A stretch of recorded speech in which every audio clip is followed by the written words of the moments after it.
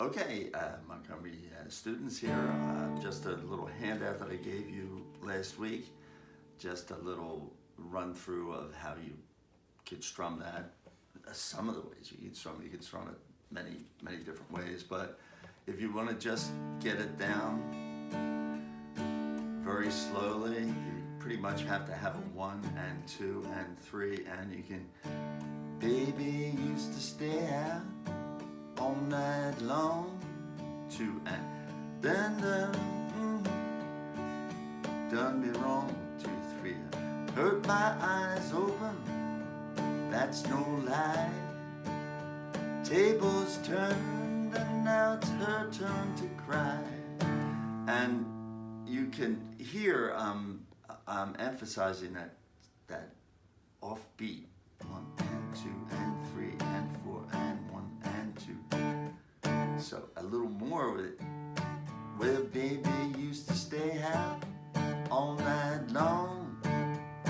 Now, I'll just say when I'm playing that, I'm using my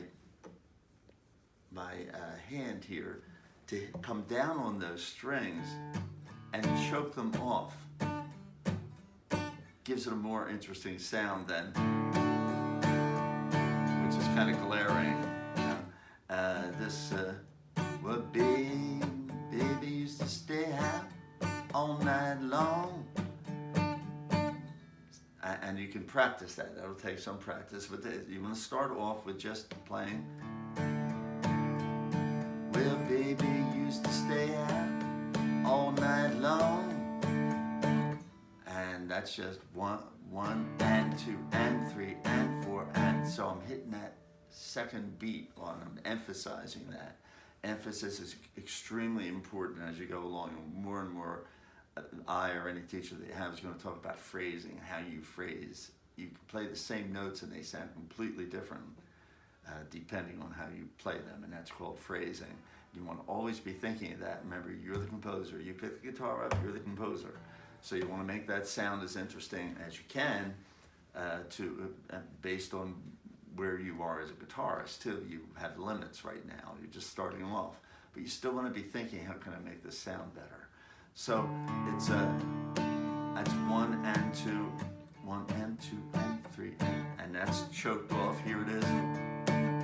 Not choked off. When I say choked off, I'm hitting down, and then I'm using the fat part of this hand, my palm, to come down and stop those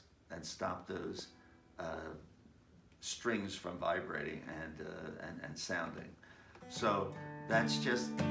Why did I pick this song? Because it goes on forever without a key change.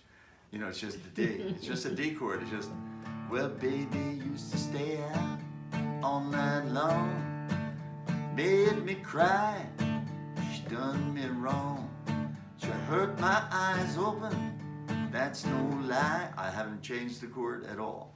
Then you come to this little resolution that you're going to have in thousands of songs in the key of D, where you go from an A7th, which is tough for me to make here, an A7th, to a G, and then to a D. So you have this resolution of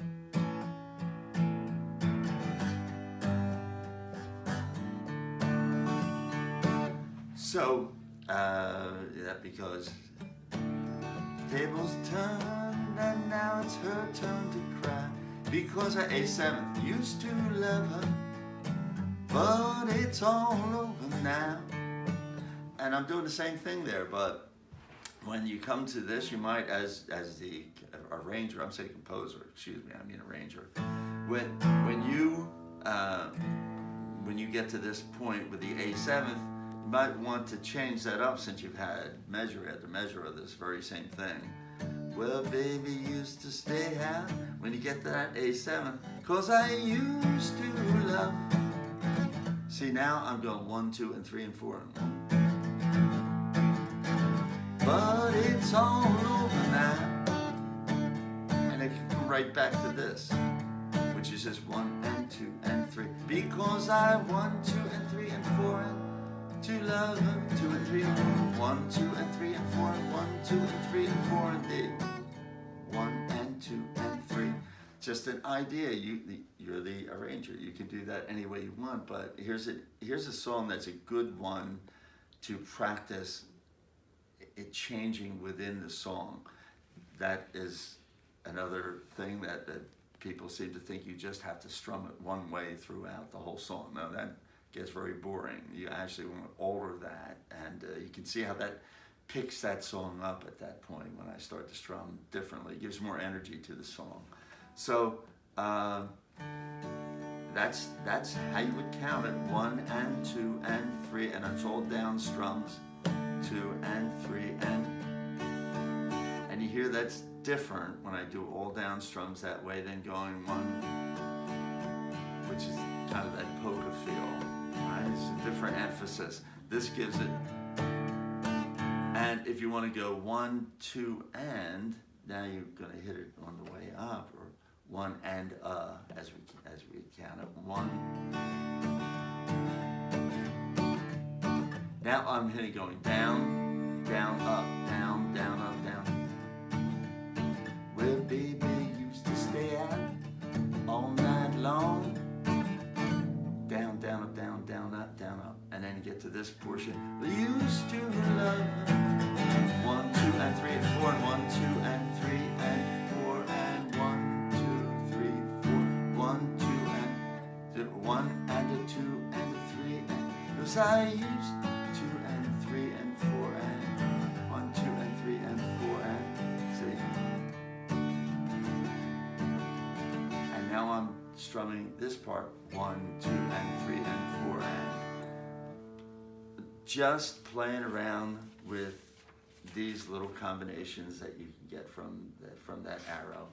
And please, it's a great song to start with, as I said, because you're just on D the whole time, and all you once you make the D chord, all you really have to concentrate on that point is your right hand, and to play it as interestingly as your experimentation will start. Now, you want to practice, start off with 1, 2, 3, 4, but don't make it, well, baby used to stay out. Now make it more interesting. 1. Well, baby used to stay out all night long. Right? See, now I'm emphasizing beat 1. 1 and baby used to stay out all night long. 1, 2, 3, 4. But think of these of that counting while you're doing it. I know one other guitar teacher, and he emphasizes even more than me, something I should emphasize more, is that he's never stopped counting. This guy's a really good guitarist, and he counts everything, even though it looks like it's just flowing. He's always counting, and you know, if you play with a band, you really have to do that so you're in with the band. But get used to that right now. You know, don't just let these be. They to many people over the years, I've noticed they're natural movements. It's very natural to me, but it still helps to count and know exactly what you're doing and where you're at in the song. So, you know, 1 and 2 and 3 and 4 and 1, 2 and 2 up. 1 and a 2 and a 3 and a 4 and a 1 and a 2 and a 3 and 1, 2 and 3 and 4 and 1, 2. Yes, I used to love, but it's all over now.